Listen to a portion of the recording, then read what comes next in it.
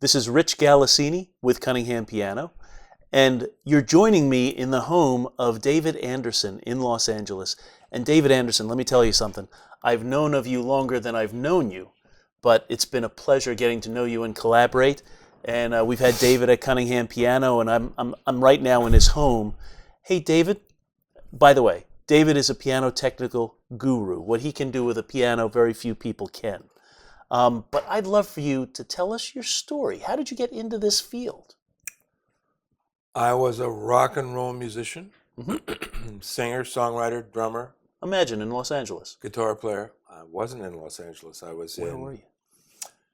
I grew up in Omaha, Nebraska, Okay. and started playing. Went to a year of college and really wanted to play rock and roll.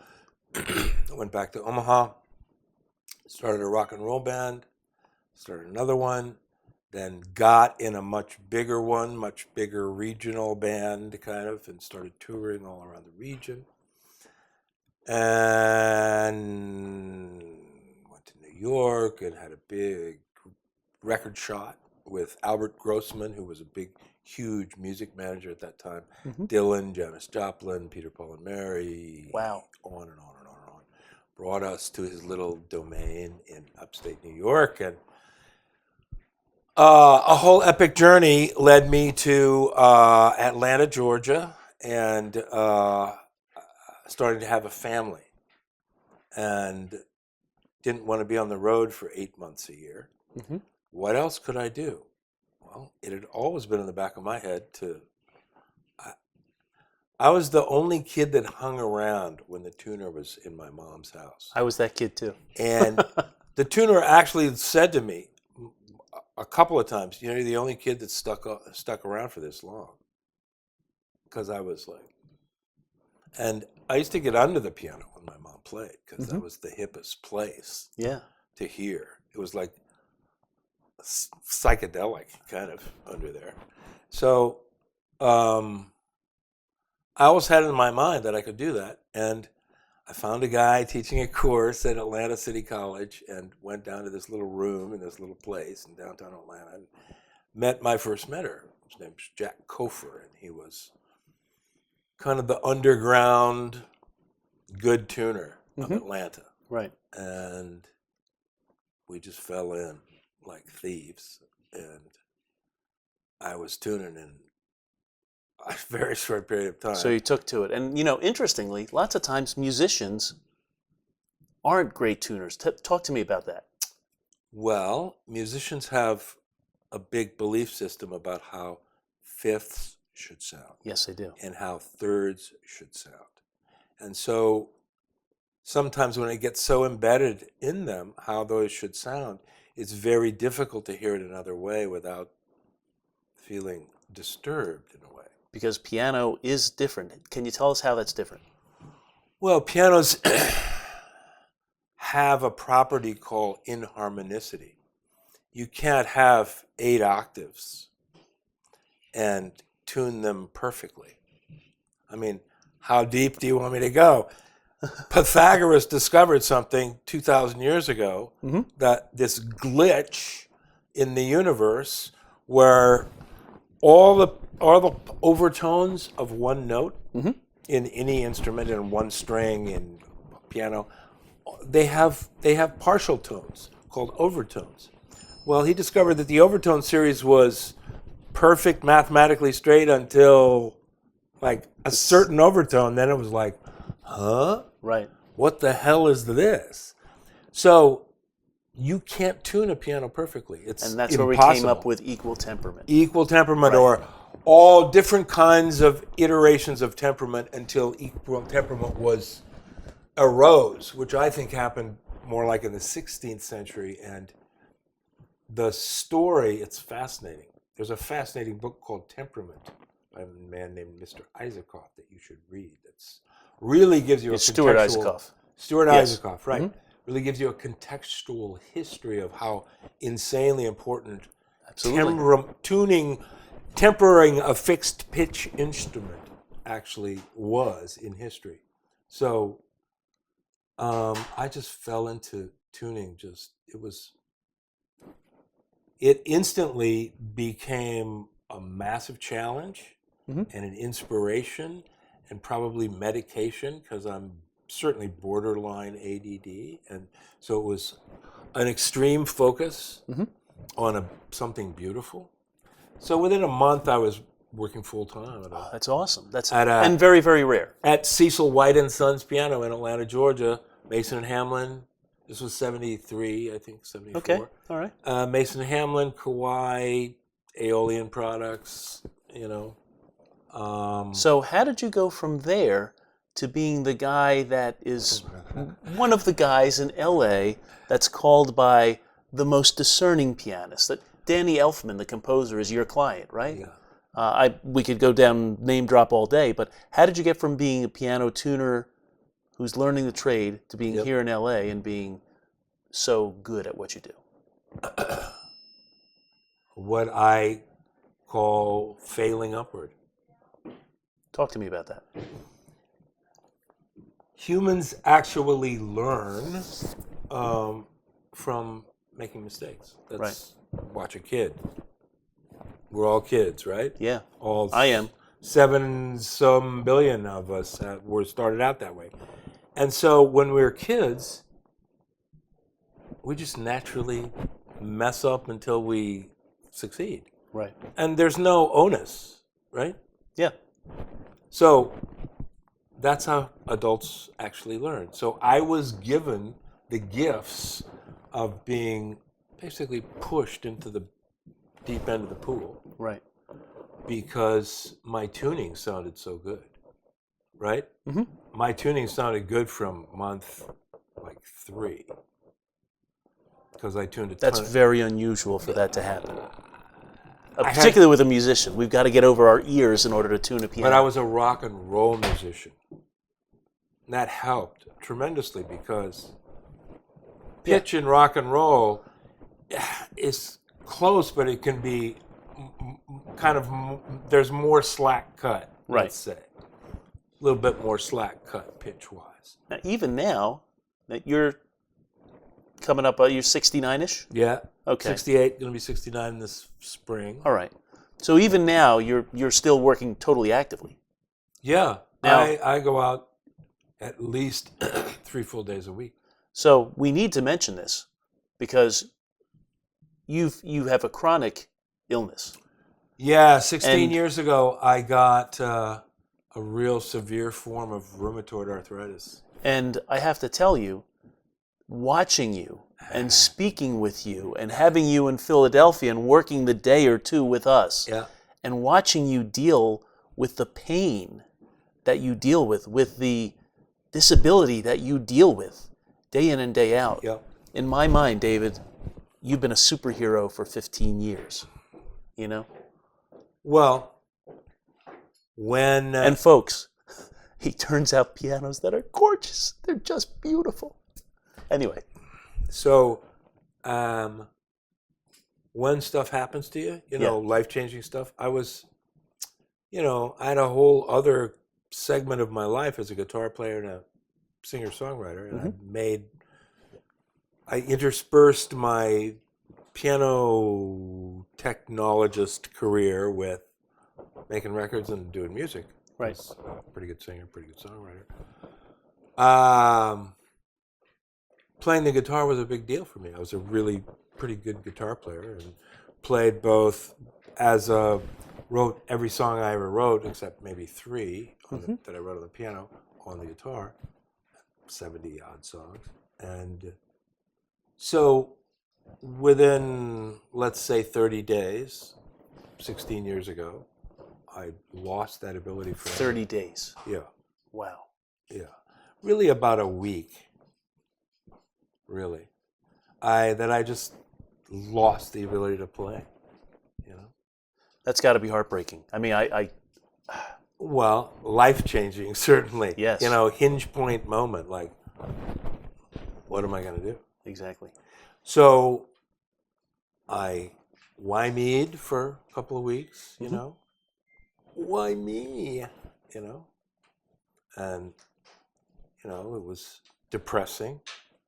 And I looked at what Western medicine had to offer me, which was poisonous drugs. And it was kind of like, Jesus, what's happening? And after about a month, I just decided to, whatever was happening, I was going to fight it. Or Right. whatever.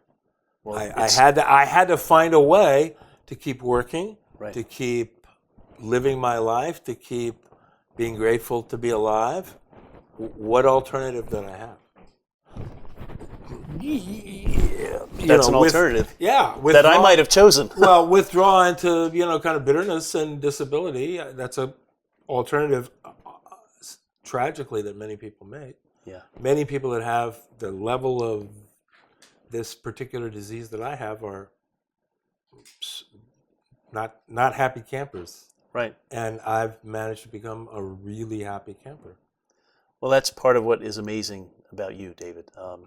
You've risen to the top of a field that's difficult to rise to, that takes a lot of hard work, that takes artistic discernment, that takes skill level. Let's talk about the hard work, because that's what gets talked about the least. Yeah. Yeah, you develop, read Malcolm Gladwell. If you do anything for 10,000 hours with some attention, and the more attention, the better, your unit knows what to do. Your unit, your whole body unit, Right. is probably heading toward mastery in whatever, protocol you're doing over and over and over. Mm-hmm. The problem is your own self-doubt. That's always the problem. That's a lot of the work that any fine artist, fine craftsperson, fine somebody that's doing something hard and that's a challenge, and that you really have a hunger for Right. excellence. Mm-hmm. A desperation for excellence. Whatever you want to call it, compulsion. There you go. It doesn't sound so negative, right? Yeah. Desperation sounds like, let's not go there. Right. Let's say a compulsion, There you are. Mm-hmm. a dedication. I want this. So that's the work, doing it over and over again, paying attention. Right. And then understanding that there's a doubt-generating mechanism in your head saying, oh, no, this is where you're going to mess up. This is where you're a fool. This is where you're going to show everybody that your stuff doesn't really work, and blah, blah, blah, blah, blah. And who hasn't been there? Everybody has. Everybody, It's species-wide. I've never met somebody that when you get down to that level, they reveal that it's true about them.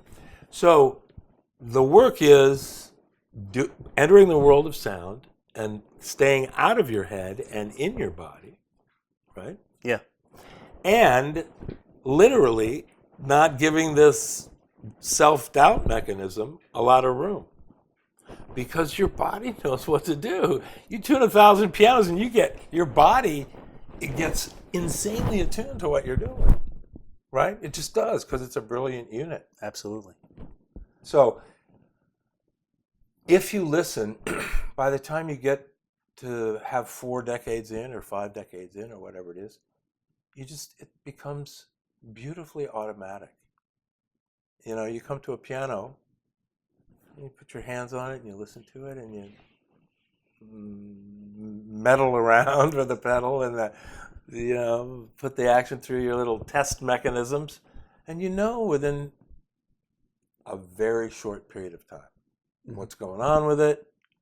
If there's any red flags, that you got to go deeper and bring out some more tools, right? Right.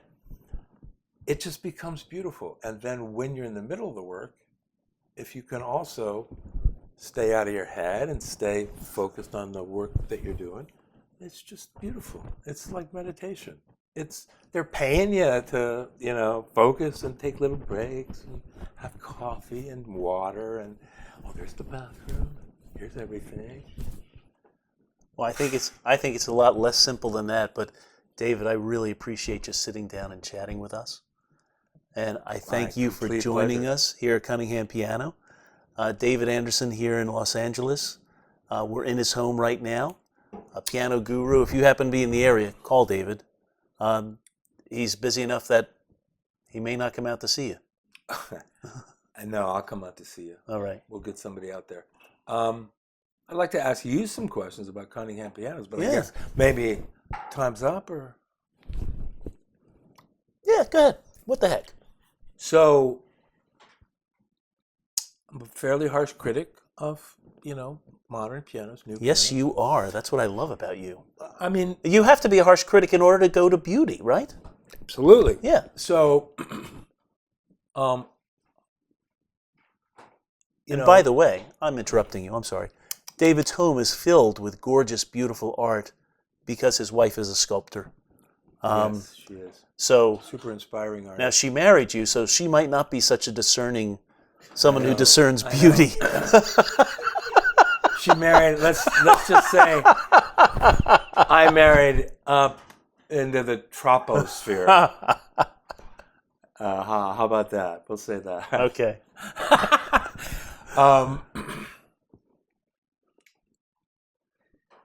I've played a lot of pianos that have been manufactured in China, and it's really hard to get that some kind of fundamental feeling from a piano that doesn't at least try to have some connection to how pianos were made in an earlier time. And I think the manufacturer of Cunningham pianos, working with our friend here, to really understand that there's a fundamental tone that has to appear, they've accomplished what they've set out to. And, serious professionals are playing their pianos. And that's... And you're referring to the matchless Cunningham piano. Yes. Yeah. And thank you so much for saying that. I would be remiss if I didn't say this. Thank you so much for giving me credit. But of everybody in our staff, I might be the least worthy of credit. Tim Oliver did so much with this. Frank Emerson, our scale designer, preeminent scale designer. Jason Andino, head of our factory. All of our factory staff, they all came together to help make this beautiful piano what it is. Who actually drove the forward movement of making it different than the normal, regular, Well, kind of hybrid-y? our goal this is the beautiful thing now. Yes, I'm an owner of Cunningham Piano. Yes, if we can't pay our mortgage, my neck is on the line. But I'm not in a position where I have to say, Joe, you do this, and Jim, you have to do that. No. There's a group of artisans and experts and people who are driven to beauty as well. Can we use the word team? That's a great, yes, we have a team. All of who have a common vision. How's the team leader doing? I don't know. I'll ask him sometime when No. Give me a number on how you're doing. Oh, fantastic. Okay. Fantastic, yeah. So I get up every morning. 1 being your team would be suicidal, and 10 being they were jumping for joy. It would be I think a 9.5. yeah. Yeah, I think so. We're having a blast. We all love what we do. We get up every morning and we love what we do. Thank you for asking. That's crucial. Well, David, I thank you so much for chatting. All right. One Always more question. great. That's what I wanted. Okay. All right. Thank you so much. My pleasure. And thank you for joining. I'm Rich Galassini And I'm David Andersen. for Cunningham Piano Company. We will see. Thank you for joining us. By the way, if you haven't subscribed, subscribe. You can do that below. That way we'll give you all of our regular videos. And thank you for joining us. Rich Galassini for Cunningham Piano. We'll see you next time.